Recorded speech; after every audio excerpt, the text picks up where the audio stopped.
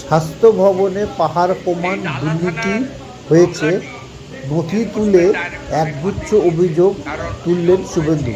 আরজিকর হাসপাতালে তরুণী চিকিৎসককে ধর্ষণ করে খুন করার ঘটনা নিয়ে তুমুল আলোড়ন পড়েছে বাংলায়। তার জেরে কর্মবিরতি শুরু করেন জুনিয়র ডাক্তাররা। আজ তা ৪১ দিনে পড়েছে।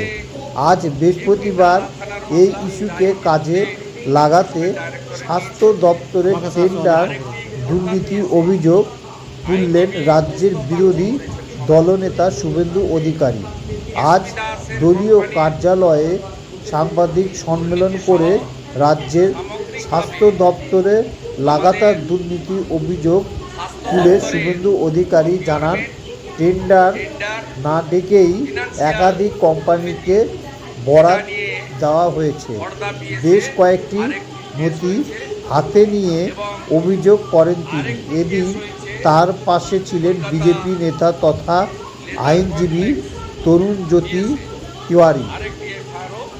এদিকে বিরোধী দলনেতার অভিযোগ, ২০১৬ সাল থেকে সুপার স্পেশালিটি হাসপাতাল তৈরির নামে দুর্নীতি চলেছে।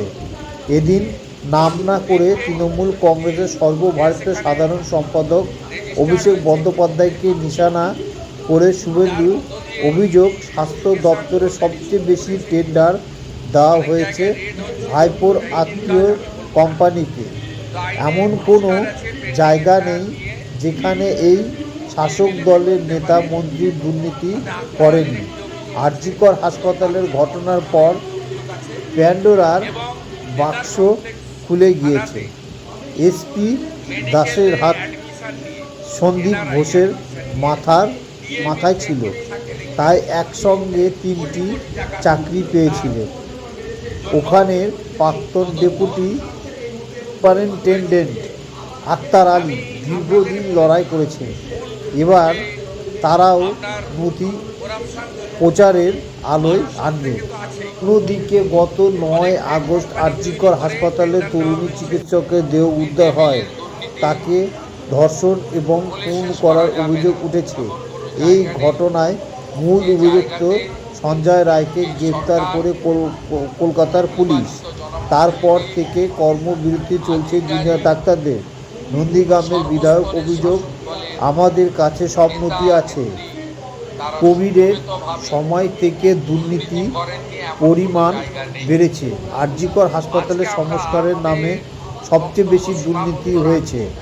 স্বাস্থ্য ভবনে পাহাড় প্রমাণ দুর্নীতি হয়েছে, সেটা নিয়ে ৩টি এফআইআর হয়েছে।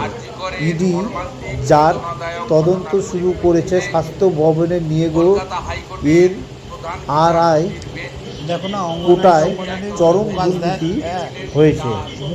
এছাড়াও আরজিকর হাসপাতালের ঘটনা নিয়ে এখন জট কাটার চেষ্টা চলছে। একাধিক দাবি মেনে নিয়েছে জুনিয়র ডাক্তার। গ্রাম বাংলায় এখন বানভাসী পরিস্থিতি তৈরি হয়েছে, তাই মানুষের সেবার কাজে ফিরে আসার আহ্বান জানানো হয়েছে জুনিয়র ডাক্তারদের। আর এই আবহে শুভেন্দুর বক্তব্য, স্বাস্থ্যমন্ত্রী সব কিছু জানতেন, ওর নির্দেশেই স্বাস্থ্য দপ্তরে ব্যাপক দুর্নীতি হয়েছে। শাসক দলের একাধিক নেতা মন্ত্রী ছেলে ডাক্তারিতে সুযোগ পেয়েছে পিছনের দরজা দিয়ে। পাল্টা তৃণমূল কংগ্রেসের নেতা কুণাল ঘোষের কথায় বাজার গরম করছেন কেন? তথ্য সিবিআইয়ের হাতে তুলে দিন। তথ্যের নথি সরাসরি সিবিআইয়ের হাতে তুলে দিন। বাইরে বাজার গরম করে কী লাভ?